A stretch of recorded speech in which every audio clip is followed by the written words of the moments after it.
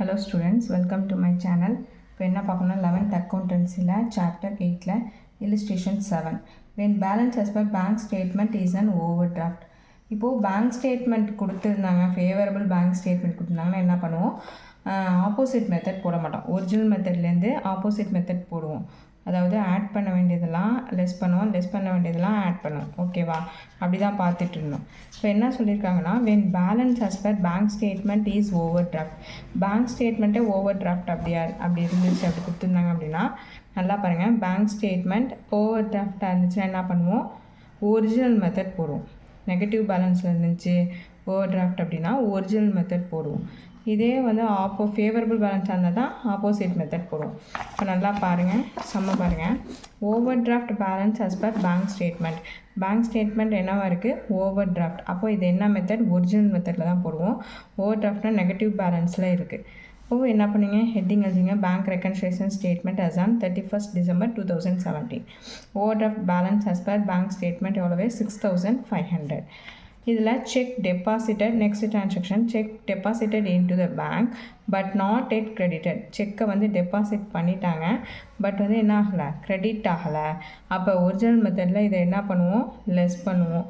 அதே தான் போடணும். லெஸ் ஐட்டத்தில் cheque deposited into bank but not credited எவ்வளவு, 10,500. Next cheque issue but not yet presented for payment. செக்கை வந்து இஷ்யூ பண்ணிட்டாங்க, ஆனால் என்ன ஆகலை, பேமெண்ட்டுக்கு ப்ரெசென்ட் ஆகலை. அப்போ எப்போ என்ன பண்ணுவோம், இதை ஒரிஜினல் மெத்தடில் ஆட் பண்ணுவோம். அப்போது ஆட் ஐட்டத்தில் cheque issued but not yet presented for payment add 3000 add பண்ணிக்கிறீங்க. நெக்ஸ்ட் ட்ரான்சாக்ஷன் பாருங்க, wrongly debit by the bank. Bank வந்து தப்பாக என்ட்ரு பண்ணிட்டாங்க. இப்போ அது என்ன பண்ணுவோம், லெஸ் பண்ணிடுவோம். ஓகேவா, என்ட்ரு பண்ணதை நம்ம லெஸ் பண்ணால் தான் அது டேலி ஆகும். அப்போது அது லெஸ் ஐட்டத்தில் வரும். லெஸ்ஸில் wrongly debited by bank 500. Next interest and bank charges debited by bank. இன்ட்ரெஸ்ட்டோ இல்லை பேங்க் சார்ஜஸோ என்ன பண்ணுவாங்க, பேங்க் வந்து டெபிட் பண்ணிக்குவாங்க, எடுத்துக்குவாங்க. அப்போ இது என்ன பண்ணுவாங்க, லெஸ் பண்ணி காட்டுவாங்க ஒரிஜினல் மெத்தடில். அதே தான் இங்கே பண்ண போகிறோம். லெஸ் ஐட்டத்தில் interest and bank charges debited by bank எவ்வளவு, 180. Next insurance premium on goods directly paid by the bank as per standing instruction. Insurance premium வந்து டேரெக்டாக என்ன பண்ணிட்டோம், பேங்க்கில் பே பண்ணிட்டோம்.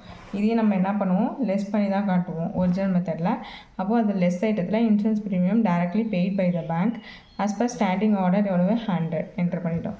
இப்போது total first overdraft balance as per bank statement எவ்வளோ, 6500. Add ஐட்டத்தில் ஒரே ஒரு ட்ரான்சாக்ஷன் தான் இருக்குது, 3000. அந்த 3000 ஆட் பண்ணிங்கன்னா 9500. நெக்ஸ்ட்டு லெஸ் ஐட்டத்தில் 10,500 + 500 + 180 + 100 எல்லாத்தையும் ஆட் பண்ணி 11,280 இது பண்ணிங்கன்னா நெகட்டிவில் வரும். அதான் என்னது, balance as per cash book. ஓகேவா, நெகட்டிவில் வந்தாலும் favourable balance, it is favourable balance as per cash book அப்படின்னு எழுத வேண்டியதான். ஓகேவா, சம் புரியும்னு நினைக்கிறேன். புரியும்னா கமெண்ட் செக்ஷனில் கமெண்ட் பண்ணுங்கள். தேங்க்ஸ் ஃபார் வாட்சிங்.